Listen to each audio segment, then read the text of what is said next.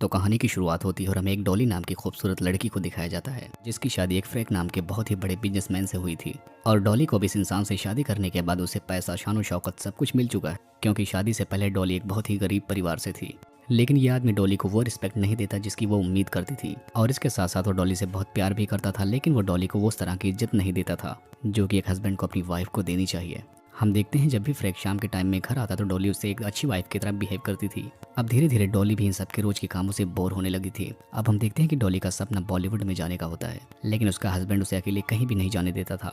इसी वजह से उसका एक्ट्रेस बनना पॉसिबल नहीं हो पाया, जिसकी वजह से उसे सिर्फ घर में ही रहना और संभालना होता है। और यहाँ पर डॉली फ्रेड को छोड़ भी नहीं सकती थी, क्योंकि उसे उसके पैसों और ऐसे आराम की आदत पड़ चुकी थी। एक दिन जब डॉली फ्रेड की फैक्ट्री में घूमने के लिए जाती है, तब वहाँ पर उसे ऑटो नाम का एक वर्कर दिखाई देता है। और हम देखते हैं कि ऑटो डॉली से लगभग 15 साल छोटा था और वो वहीं फैक्ट्री में मशीन रिपेयरिंग का काम किया करता था। अब इतना सब कुछ जानने के बाद डॉली अपने घर की मशीन को जानबूझकर खराब कर देती है, क्योंकि उसे पता होता है कि ऑटो एक मैकेनिक है तो वो जरूर इस मशीन को बना देगा। अब जब डॉली के कहने पर फ्रेड ऑटो को मशीन ठीक करने के लिए उसके घर पर भेज देता है, तब वो आता है और मशीन ठीक करके वहां से जाने लगता है। लेकिन इसके बावजूद डॉली अपनी मशीन को बार बार खराब करने लगती है, जिसकी वजह से ऑटो का उसके घर पर आना जाना लगा रहने लगा था। फ्रेड जब भी अपने घर से बाहर निकलता तभी वहां पर ऑटो कुछ देर बाद पहुंच जाता था, और यहाँ पर ये दोनों काफी रोमांटिक होकर भरपूर मजे लेते थे। ऑटो को यहाँ पर पता होता है कि वो अपने से 15 साल बड़ी लेडी के साथ रिलेशनशिप में है, लेकिन अब तो उसे भी डॉली की आदत लग चुकी थी और वो भी अब डॉली के साथ रहना चाहता है और उसी के साथ अपनी फैमिली बसाना चाहता है। वहीं डॉली भी ऑटो के साथ काफी खुश होती है और डॉली भी ऑटो के साथ पूरी जिंदगी बिताना चाहती है। लेकिन इसके साथ साथ उसे फ्रेड के पैसों का भी लालच होता है। बेशक वो फ्रेड से खुश नहीं रहती, लेकिन जो वो ऐशो आराम की लाइफ जी रही है उसे उसके फ्रेडो के अलावा कोई नहीं दे सकता, इसलिए उसका फ्रेड को छोड़ना पॉसिबल नहीं था। और ये दोनों ऐसे ही बहुत दिनों तक ऐसे मिलते जुलते और मजे कर रहे थे। लेकिन इन दोनों के ऐसे मिलने की वजह से आसपास के लोगों को इन दोनों पर शक भी होने लगा था। तब डॉली इन सबसे बचने के लिए लोगों को बताती है कि वो इसका स्टेप ब्रदर है, लेकिन यहाँ पर डॉली को फिर भी पता होता था कि ऐसा कर वो ज़्यादा दिन तक बच नहीं पाएगी। तब वो एक अलग आइडिया लगाती है, जिसके बाद वो ऑटो को अपने घर में एक सीक्रेट रूम में रहने के लिए कहती है, क्योंकि उसके घर में एक सीक्रेट जगह थी जहाँ पर ऑटो उसके साथ हमेशा रह सकता था। लेकिन वहाँ पर ऑटो को रहने के लिए डॉली उसके लिए कुछ रूल्स बनाती है, जैसे कि वो घर से कभी बिना बताए बाहर नहीं निकलेगा और रात के टाइम उसे कोई आवाज़ भी नहीं करनी थी। अब यहाँ पर ऑटो को ना चाहते हुए भी उसकी रूल्स मानने पड़ते हैं, क्योंकि अब उसे डॉली की लत लग चुकी थी। और यहाँ पर हम देखते हैं कि इन दोनों को ऐसे ही आपस में मजे करते हुए 9 साल बीत जाते हैं। और इतना लंबा टाइम गुजारने के दौरान ऑटो कभी बार फ्रस्ट्रेट भी हो जाता था, लेकिन वो कैसे भी करके खुद को संभाल भी लेता था, क्योंकि उसे पता होता है कि फ्रेड डॉली के साथ किस तरीके से ट्रीट करता है। इसी वजह से वो वहीं पर रहता और खाली समय में कहानियां पढ़कर दिन गुजार लेता था। और इसके साथ साथ डॉली भी जानते हैं कि ऑटो काफ़ी टाइम से बाहर नहीं गया है, जिसकी वजह से वो भी फ्रस्ट्रेट हो रहा है, जिसकी वजह से वो उसे एक दिन सीक्रेट बार में लेकर जाती है। लेकिन ऑटो जब अचानक से इतने लोगों के बीच में जाता है तो उसे वहाँ पर घबराहट होने लगती है, क्योंकि वो 9 साल तक समझो उम्र कैद काट रहा था। एक तरीके से वो मेंटली बीमार हो चुका था, लेकिन अब उसका डॉली के साथ रहने के अलावा कोई और रास्ता नहीं था। अब वहीं दूसरी तरफ डॉली को देखते हैं, जो कि फ्रेड से छुटकारा पाने के लिए कुछ प्लान बनाने लगती है। सबसे पहले तो वो काफ़ी महंगे इंश्योरेंस करवाती है, ताकि उसे फ्रेड के बाद भी काफ़ी अच्छी खासी लाइफस्टाइल जीने में कोई दिक्कत ना हो। इसके बाद वो फ्रेड की गन को ऑटो के पास छिपा देती है, ताकि टाइम आने पर ऑटो उसका यूज कर सके। लेकिन इतना सब कुछ प्लानिंग के बारे में ऑटो को भनक तक नहीं लगी थी। अब एक दिन फ्रेड जब डॉली को एक पार्टी में लेकर जाता है, तब यहाँ पर डॉली को फ्रेड का लॉयर मिलता है। जब यहाँ पर फ्रेड डॉली के साथ डांस नहीं करता, तब वो उस लॉयर के साथ ही डांस करना शुरू कर देती है, और इसी बीच वो उसके साथ फ्लर्ट भी करने लगती है। और इतना सब कुछ देखने के बाद फ्रेड काफी गुस्सा हो जाता है, जिसके बाद वो घर आने के बाद डॉली के ऊपर बहुत चिल्लाने लगता है। तब यहाँ पर डॉली भी फ्रेडो के ऊपर काफी तेज गुस्सा हो जाती है। यहाँ पर वो ऐसे रिएक्ट करती है जैसे कि फ्रेड उसे मार ही डालेगा, क्योंकि उसे पता होता है कि ऑटो उसकी आवाज़ सुनकर उसे बचाने के लिए जरूर आएगा।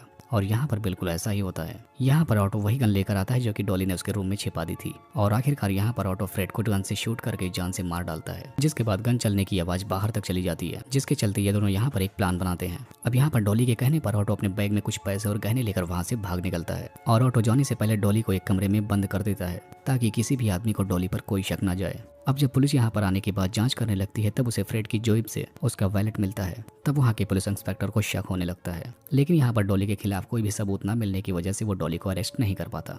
अब यहीं दूसरी तरफ डॉली भी इस मर्डर केस से छुटकारा पाना चाहती है, और वो उस लॉयर से मिलने के बाद प्यार का नाटक करने लगती है, और उसके साथ कई बार इंटीमेट भी होती है। अब जब वो लॉयर सीरियस हो जाता है, तब डॉली उसे वही गन दिखाती है। ये गन उसने अपनी सेफ्टी के लिए रखी थी। वो कहती है कि मेरी सेफ्टी के लिए तुम हो तो मुझे गन की क्या जरूरत है। और ऐसा बोलते हुए डॉली उस लॉयर को अपनी गन दे देती है, ताकि वो उसको कहीं पर फेंक दे। फिर कुछ दिनों बाद डॉली को अपने इंश्योरेंस का पैसा भी मिल जाता है। वहीं दूसरी तरफ हम देखते हैं कि ऑटो भी कुछ दिनों बाद लौट आता है, जिसके बाद डॉली उसके साथ कैलिफोर्निया शिफ्ट हो जाती है। लेकिन वहाँ शिफ्ट होने के बाद उसे एक बात सताने लगती है। वो डरती है कि कहीं उसका राज ना खुल जाए। इसी वजह से वो अपने आप को बचाने के लिए वहाँ के बड़े लोगों से मिलती है, और उन लोगों के साथ भी अफेयर रखने लगती है। अब कई लोगों से अफेयर रखने के बाद अचानक से उसे एक हरमन नाम का आदमी मिलता है और वो उसके साथ काफी कंफर्ट फील करती है। अब डॉली की इन सारी हरकतों की वजह से ऑटो काफी परेशान रहने लगा था और वो डॉली से ये सब कुछ बंद करने के लिए कहता है। तब यहाँ पर डॉली कहती है कि वो जो कुछ भी कर रही है वो हम दोनों के भले के लिए कर रही है। लेकिन अब यहाँ पर ऑटो को अच्छे से समझ आ चुका था कि डॉली ने बस उसका यूज किया है, लेकिन उसके पास कोई और रास्ता भी नहीं था, जिसकी वजह से उसे मजबूरी में डॉली के साथ ही रहना पड़ता है। तभी कुछ दिनों बाद लॉयर को पता चलता है कि डॉली उसको धोखा देकर सारे पैसे लेकर वहां से भाग चुकी है, जिसकी वजह से वो काफी गुस्सा होता है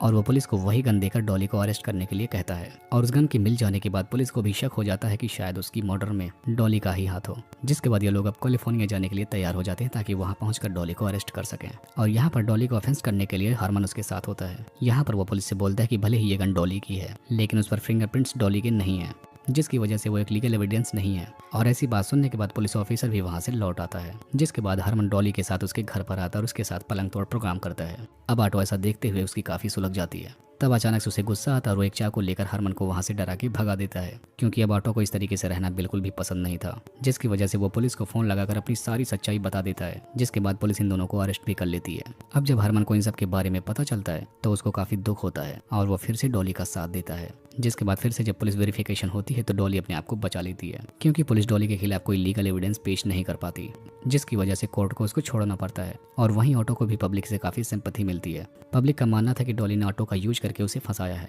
जिसके चलते ऑटो भी अब कोर्ट से छूट जाता है। अब जेल से छूटने के बाद ऑटो वापस अपनी कंट्री में आ जाता है, क्योंकि अब वो डॉली से ब्रेकअप कर चुका था। वहीं दूसरी तरफ हम देखते हैं कि डॉली अपने आखिरी लवर से शादी कर लेती है, लेकिन इसके कुछ ही दिनों बाद उसकी मौत भी हो जाती है। और इसी को दिखाते हुए इस मूवी का यहीं पर एंड हो जाता है। लेकिन यह मूवी एक सच्ची घटना पर आधारित है।